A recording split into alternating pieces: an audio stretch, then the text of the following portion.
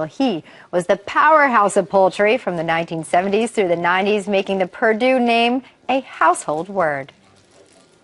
If you want to eat as good as my chickens, you just have to eat my chickens. That's really good. And we did eat his chicken. And now Frank Perdue's widow is sharing his wisdom and tough love management style to help other budding entrepreneurs and business owners as well. It's all in her new biography. It's called Tough Man, Tender Chicken. Joining us right now is the author, Mitzi Perdue. Good morning to you. What a pleasure to be here. It's a pleasure to have you. Sure my is. wife cooks out of your cookbook, the Perdue Chicken Cookbook. Particularly the chicken piccata is a favorite at the Ducey You like house. that? We love that. Yeah, why not? What a coincidence, because out of that entire cookbook, that was Frank's favorite. Is that right? Yeah. I made it loads and loads of times. You know why? Maybe because you say he was a simple guy. It's a simple recipe. Also true. Straightforward, in fact. Yeah. You loved his leadership, right? I mean, I'm reading this book. It's life lessons, it's business lessons. What was it like being married? I mean, really, the king of all chickens here. But his leadership had to just be astounding. I thought one of the greatest factors in Frank's success was, and even a big factor in his leadership, was that he was a teacher.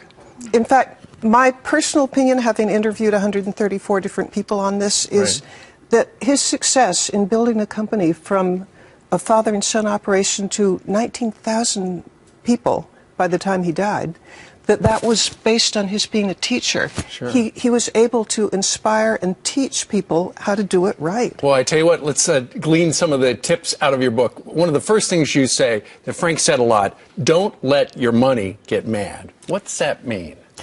He was very unemotional about how he'd make decisions. And an example of that was, I remember a time when there was a contractor who I knew spoke really badly about Frank. Mm-hmm.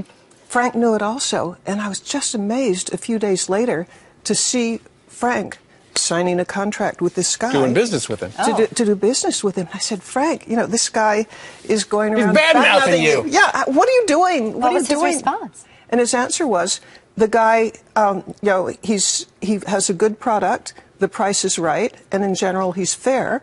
Don't let your money get mad. You know, if he's the best person to do this job, sign the contract. There you go. Maybe it takes us into another point in the book, and I know he was never afraid of dissenters, always afraid to hear another opinion. But in the book you say, hey, don't take it personally. Yes, and I thought that was another real ingredient of success. He did not surround himself with yes men. If you worked for Frank, and even you yelled at him, you bellowed at him, you're wrong, you should retire and go fishing or something, and people did say things like that to him. He wouldn't take it personally. He wouldn't hold it against them. He'd listen, and occasionally he'd change his mind. Sure. He did not like to be surrounded by yes men. He loved dissent. Well, final tip we're going to share with folks today. Do things right, treat people right, be honest in your dealings, and the business will grow. I was with him when he said that, and I can tell you the context of it.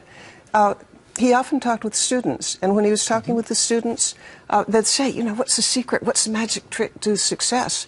And he'd say, there's no magic shortcut. You've got to do all these things right. You can't just wish that your company's going to grow big. Sure. You have to do the fundamentals. Who needs Shark Tank when you got the Prince of Poultry, Frank Perdue's wisdoms, pearls of wisdom? They sure are principles, not just for work and business, but for life. Great to have you here, Mitzi Perdue. Thank you for sharing such a gem for all of us out there. Well, what a joy to be here on the curvy couch. There you go. Tough man, tender chicken.